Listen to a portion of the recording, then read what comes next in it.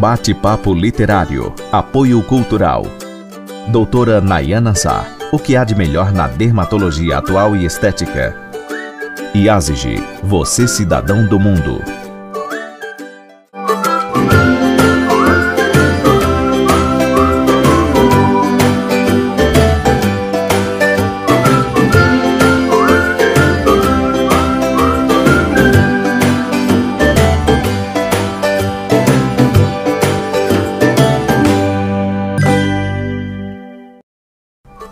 Olá, sejam muito bem-vindos a mais um Bate-Papo Literário, programa para quem aprecia uma boa história e uma boa conversa.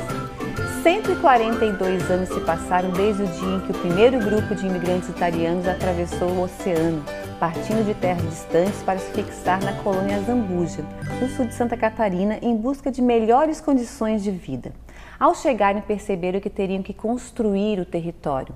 Em vez de melhor qualidade de vida, encontraram a mata virgem, os animais silvestres, nenhuma infraestrutura e os índios, que chamavam de bugres e que eram os verdadeiros habitantes da região.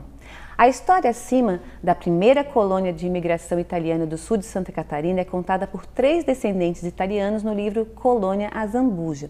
São eles Eusébio Pasini Toneto, Lenir Pirola e Idemar Guizo. E hoje o programa recebe Eusébio Pasini e Lenir Pirola para contar para a gente como foi essa pesquisa e a importância desse registro para que os habitantes dessa região tenham conhecimento de suas verdadeiras origens e de sua história. Olá, tudo bom, Lenir? Tudo bom, Eusébio? É um prazer muito grande tê-los hoje no programa, então, para falar um pouco dessa ascendência italiana, né? E da formação da colônia Zambuja, que eu acho que... Quantos por cento tem de italianos aqui na região? Vocês têm ideia, não? É que a gente sabe, é a grande maioria, né?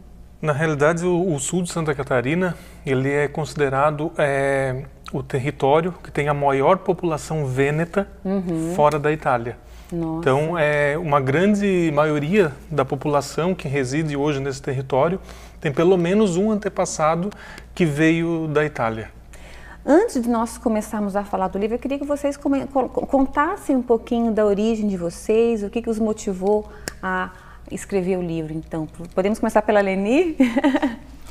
Bem, eu sou Lenir Pirola, descendente de italianos de 4 avós, sendo que meu avô Pirola era avô mesmo. Ele chegou aqui em Santa Catarina com 6 anos de idade, né? E a gente conviveu muito com ele porque ele viveu até os 96 anos. Maravilha. E como a gente tem isso no sangue, né? Quando se apresentou a oportunidade da gente colocar isso no papel, foi assim uma coisa muito especial para a gente, né? Poder vasculhar na história e ver como foi a vinda desses italianos para cá, o que eles sofreram, como eles tiveram dificuldades, né?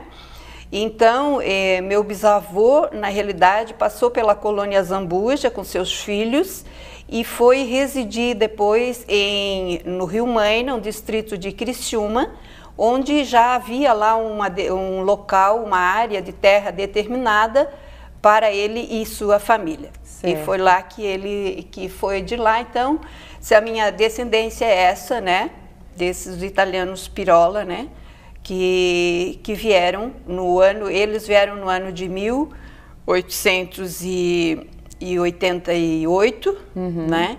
E o nosso livro é o primeiro grupo, que foi em 1877. E Eusébio, conta pra gente um pouquinho da sua trajetória e o que o uniu a esse livro.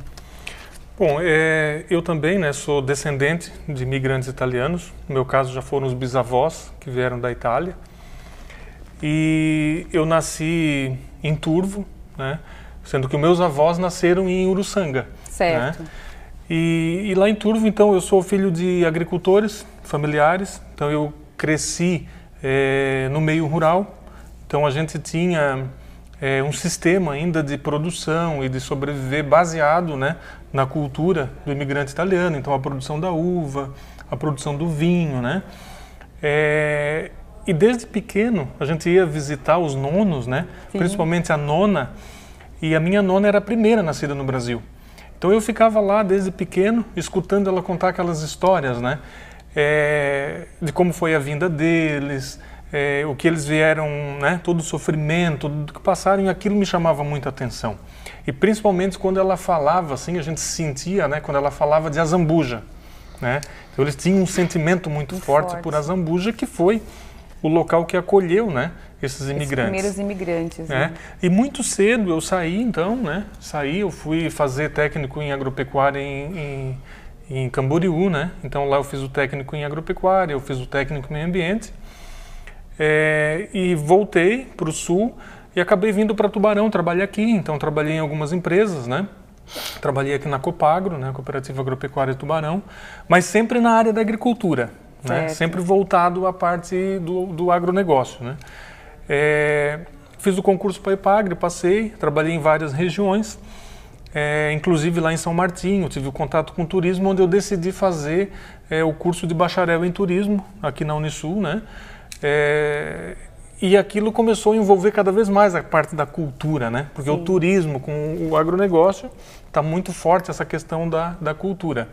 Depois fiz agronomia também, aqui na Unisul, e indo trabalhar em Pedras Grandes, a gente teve esse contato, né? Eu, a Lenir, que também na época trabalhava com extensão rural, esse contato com o agricultor que preserva, né, a sua cultura, a sua história. E lá no campo, quando a gente estava atendendo esse produtor, nós olhávamos lá na casa, estava lá o nono, estava lá a nona, né, com 90 e poucos anos, e a gente ia lá conversar com eles e acabava ouvindo essas histórias, né? E nós, nas nossas conversas assim do dia a dia, a gente comentava, pô, nós não podemos deixar que isso, né, se perca com eles, se perca, né? Aqui, né? Porque eles vão morrer um dia e essa história não vai ser passada para frente, né? E aí perde-se a origem. Então, né? assim, hoje eu sou extensionista rural da EPAGRE, a gente leva, né, o desenvolvimento, leva tecnologias, novas tecnologias lá para o agricultor familiar, no interior aqui dos municípios da região, bem como a gente tenta sempre preservar, né, essa cultura, essa história, para que não se perca a identidade cultural do território, e é onde nasce esse projeto, né, que a gente começa com um vídeo e acaba indo além e chegando ao livro, né? Exatamente. Material. Então, esse projeto, na verdade, esse livro é de 2015 e é um projeto da EPAGRE, né? Ele surgiu através da EPAGRE. E aí vocês, antes do livro, então, vocês fizeram um vídeo com os habitantes ali da colônia. Eu queria saber, a colônia Azambuja, hoje, quais são os municípios que fazem parte dessa colônia? Então, a colônia Azambuja hoje, na atualidade, ela é uma comunidade, ela é um distrito de Pedras Grandes. Tá. Né? Hoje ela representa um distrito. Mas quando ela foi pensada pelo governo imperial, foi um projeto do governo imperial, que inclusive tinha toda uma legislação para desenvolver o território, né, do Império na época, ela foi pensada em ser algo que promovesse o desenvolvimento desse território, através que eles chamavam, né, através de um contrato celebrado lá na Europa, para importar mão de obra. Certo. Então essa mão de obra que iria entrar nesse território, ela iria trazer junto com ela o conhecimento. Então a Europa já passava por uma fase, né? Tinha, lógico, no norte da Itália uma crise muito grande Sim. instalada, devido a todo o processo de unificação, inclusive que a Anitta e Giuseppe participaram, mas eles trouxeram junto com eles esse conhecimento para explorar o território, para a construção das estradas, das ferrovias, da exploração do carvão, para a implantação das indústrias. Então esse imigrante ele veio nessa ótica, né, de desenvolver o território. Né? Existiam macro projetos aqui no território que não evoluíram, né, e outros que cresceram, como é o caso da ferrovia, né? E no caso... Eu vou dar só um pequeno intervalinho e na volta eu quero que a Lenir continue então falando dessa história e também de como aconteceu essa vinda desses italianos para cá. Tá ok, Lenir? Só um minutinho, tá bom? Não saia daí que a gente volta já já.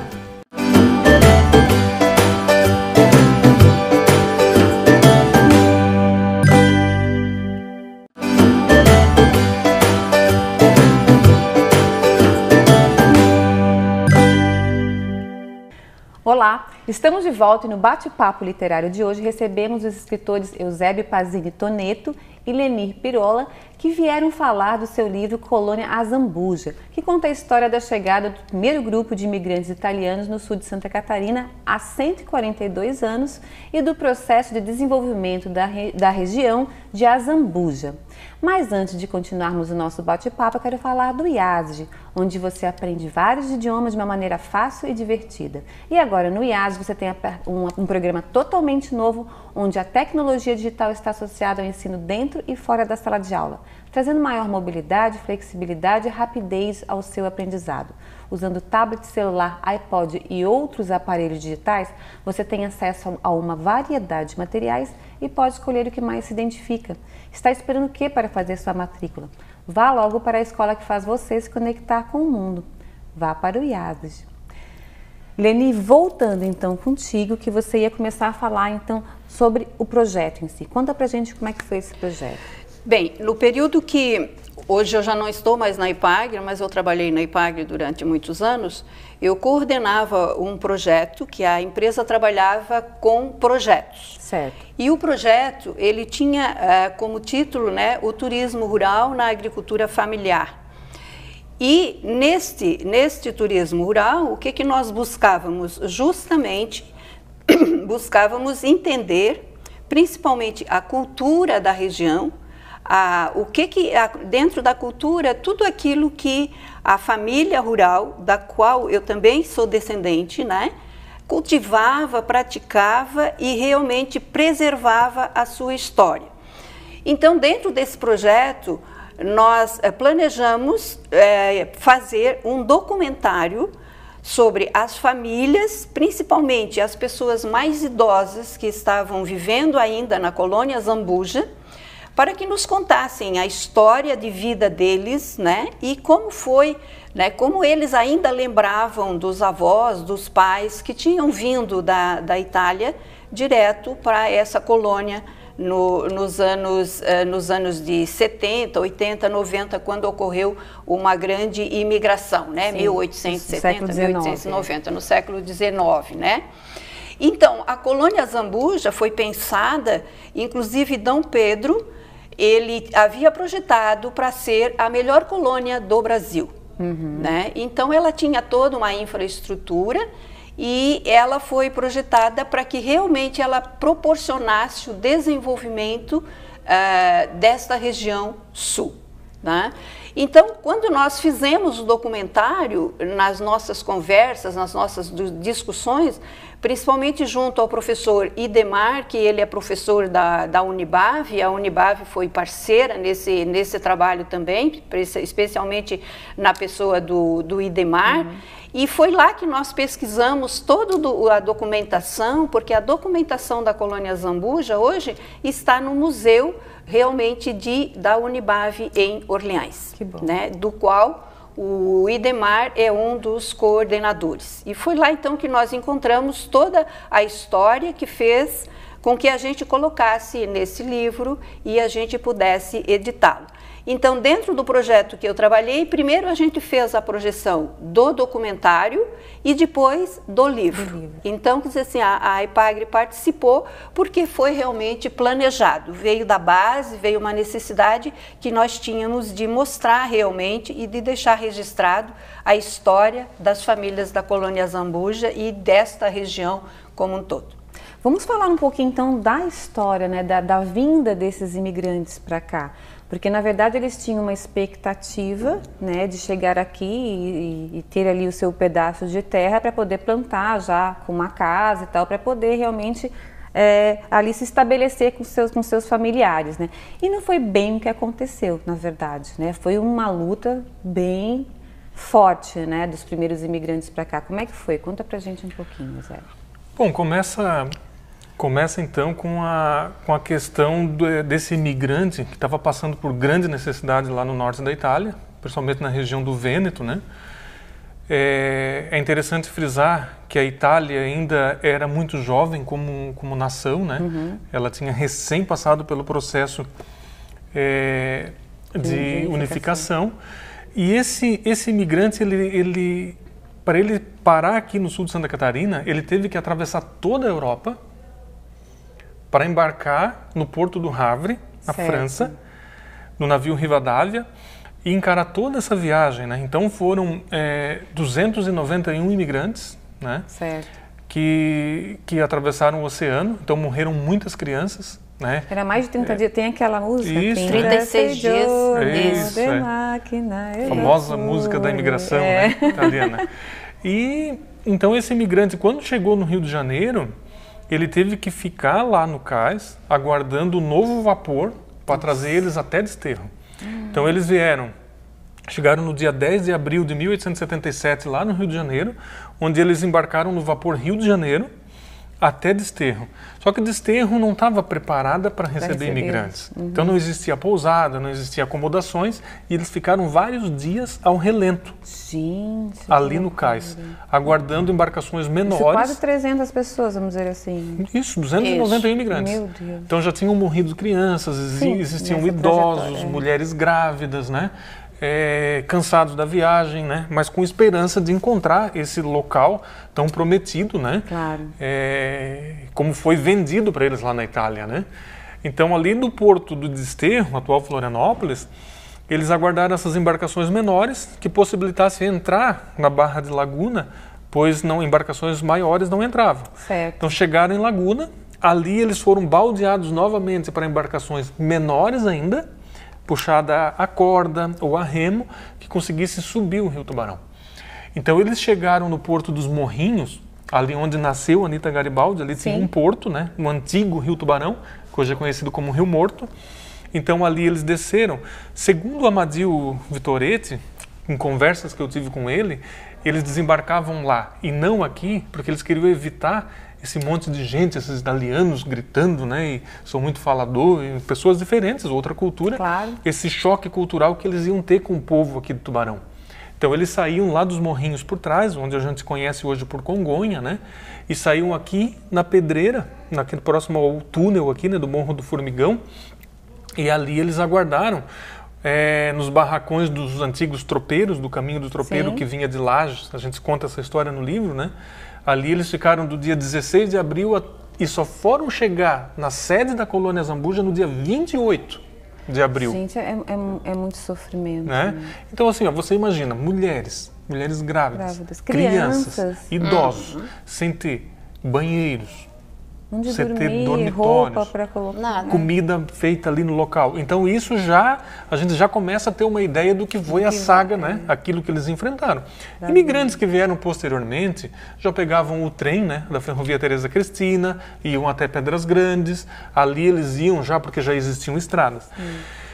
Dali, do Morro do Formigão até o centro de Pedras Grandes que a gente conhece hoje, que na época eram algumas casas, ali eles foram com carros de boi, que o chefe da colônia, que era o Joaquim Vieira Ferreira, reuniu, e eles foram até a sede. Ali de Pedras Grandes até a sede da colônia, que são 10 quilômetros, né, que sobe o rio das Pedras Grandes, era uma picada, aberta a facão, e os carros de boi, o pessoal das carroças disseram, não, daqui para frente nós não temos coragem. E eles largaram os imigrantes ali à própria sorte. Então, eu quero parar aqui para fazer esse intervalo, porque na volta eu quero falar o que eles encontraram quando chegaram lá, né? Não saiam daí que a gente volta já já.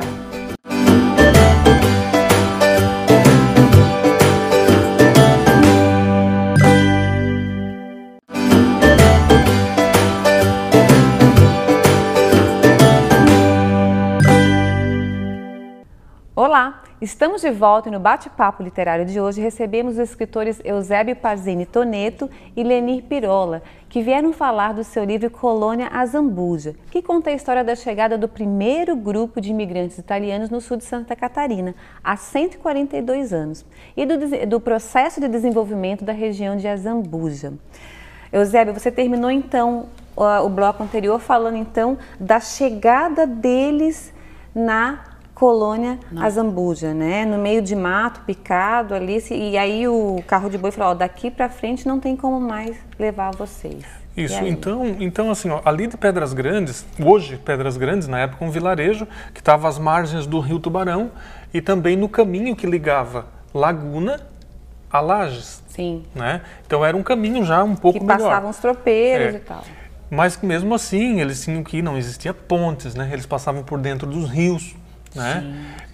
E de Pedras Grandes à sede da colônia, 10 quilômetros acima, os carros de bois não tinham passagem. Então ali eles tiveram que realmente pegar os seus baús, as suas malas, né? Seus pertences, que era pouco, mas que era peso. Né? E as crianças. E as crianças, né?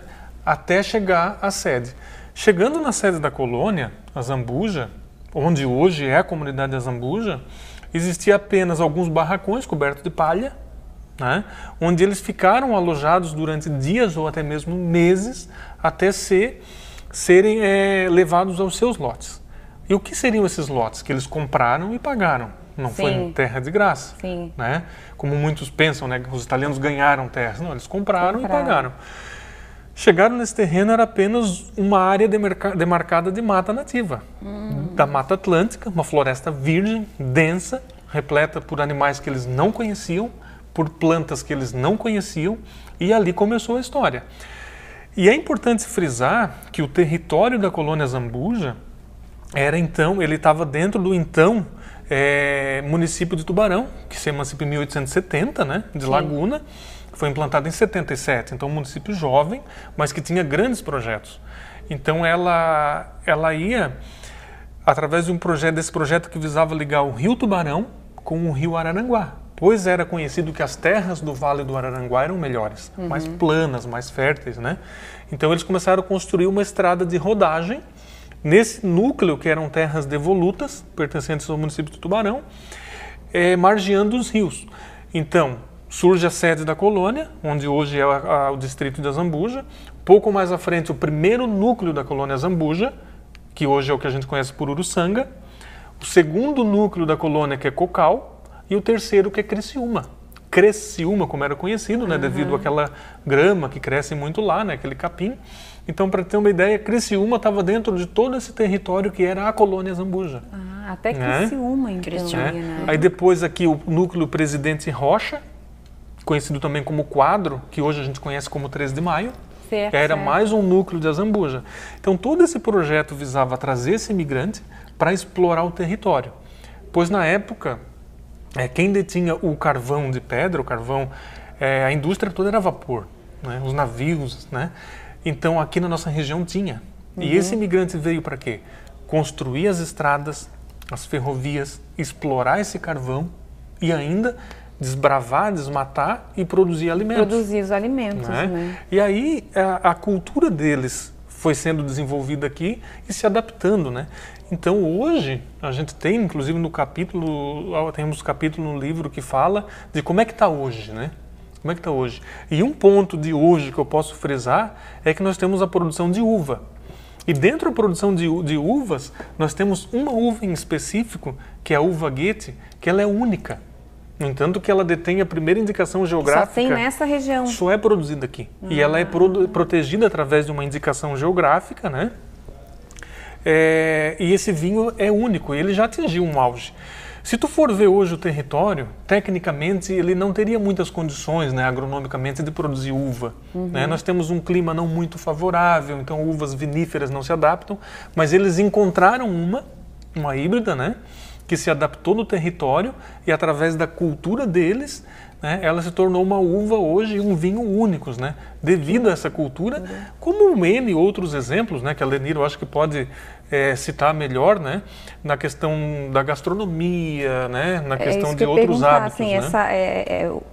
Bom, o livro trouxe toda a tradição, a origem desses primeiros imigrantes e aqui está registrado a história, então, né, desses imigrantes, a história da colônia Zambuja e essa nova geração. Então, o que eles estão fazendo com essa história, assim, em relação ao turismo? Só queria retornar um pouquinho. Por favor. Quando Eusébio diz que os homens foram, né, construir as estradas, e quem produzia, então? Quem produzia nas propriedades eram as mulheres. Então, elas ficaram responsáveis, né, muito tempo, pela produção de alimentos para os seus filhos, né, e pela produção de alimentos que por exemplo, e que a sobra pudesse ser vendida. Certo. E essa venda, quer dizer, traria recursos, né, para a família, para eles sobreviverem. né? Então, na realidade, as mulheres é que mais trabalharam a agricultura neste período.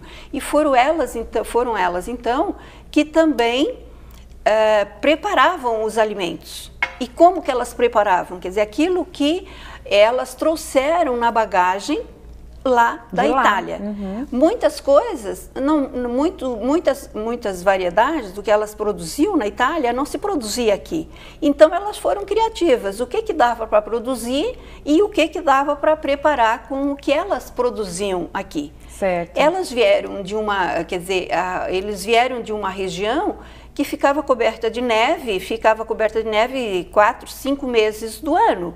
E chegaram aqui, isso não acontecia. Então eles receberam sementes e foram adaptando e produzindo os alimentos conforme as sementes que elas tinham recebido. E hoje a gente tem toda essa cultura gastronômica aí vinda dessa época, sim, a polenta, né? Sim, porque, quer dizer assim, eram as coisas mais simples e fáceis de produzirem. E eu tive a oportunidade depois de fazer um curso de aprimoramento em nutrição, não sou nutricionista, mas fiz um curso, e comecei a ver assim que o que elas produziam e alimentavam as suas famílias estava dentro de um campo nutricional importante. Olha que né? interessante. Então elas tinham, quer dizer assim, elas sempre tinham alimentos de origem animal, que no caso elas criavam muita galinha, né? Tinha ovos, tinha leite, normalmente tinha leite na propriedade, que eu também sou descendente italiano e na minha casa nunca faltaram esses alimentos. Então, nessa pirâmide nutricional estava dentro. Estava dentro. Então, que bacana, né? Sem ter essa consciência, mas conseguiam nutrir tendo proteína, carboidrato. Tudo isso elas conseguiam, né? Porque aí o milho, quer dizer, produzia o hidrato de carbono, né? Que era a farinha, né? Aí tinham os alimentos animais, que elas, né? Além da carne, ovos, leite, tudo isso eram alimentos para os filhos e para a família. É interessante ver a importância da mulher nisso, né? Isso, ela foi extremamente importante e mais, quer dizer, né, ela enfrentou muitos medos, talvez, porque ficava sozinha em casa, com os filhos pequenos. Para os homens poderem desbravar ali a mata e poder abrir os caminhos. Sem nenhuma assistência à saúde, né, médica, isso não tinham, né, os filhos eram gestados e paridos em casa mesmo, né, com as parteiras. Era tudo muito na raça e na coragem mesmo. Tudo muito na coragem, né? Então, realmente foram pessoas... Gente, história belíssima, parabéns pelo livro, adorei conhecer. E vocês têm alguns projetos dando continuidade ao livro, não? Dentro da parte do turismo, aqui na região? Então, o livro sempre é possível, né? Se a gente quiser atualizar, trazer mais informações, é um mundo, acrescentar, né? Existem muitos materiais para ser pesquisados ainda, né? Óbvio que as principais referências a gente utilizou. Aqui, né? Mas hoje o que a gente tem mesmo é o trabalho a campo, né? O trabalho para desenvolver o turismo, né? Para preservar essa cultura, essa história. Então a EPAGRE tem esse projeto, né? Ela atua nos municípios que têm a possibilidade de trabalhar. Mas o livro, então... Acho que é um começo aí de uma né? história. E ele registra, né, a importância que teve a Zambuja para todo esse desenvolvimento do território, né? Então tá, gente, muito obrigada. Parabéns pelo livro. Obrigado. E tá aqui a história registrada, já não tem mais como morrer, né? É verdade. Obrigada. E eu conversei hoje com os escritores Eusébio Pazini Toneto e Leni Pirola. O Bate-Papo Literário está no ar aqui na Unisul TV. Se você não conseguiu assistir o programa inteiro ou gostaria de assistir novamente, ele vai estar disponível na minha página do Facebook, facebook.com/RenataMeadalbó, ou pelo canal do programa no YouTube chamado Bate-Papo Literário. Vá lá e inscreva-se. Queria muito agradecer a companhia de vocês e espero todos novamente no nosso próximo Bate-Papo Literário. Até lá!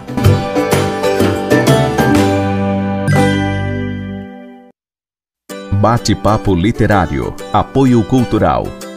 Doutora Nayana Sá. O que há de melhor na dermatologia atual e estética? IASIG. Você cidadão do mundo.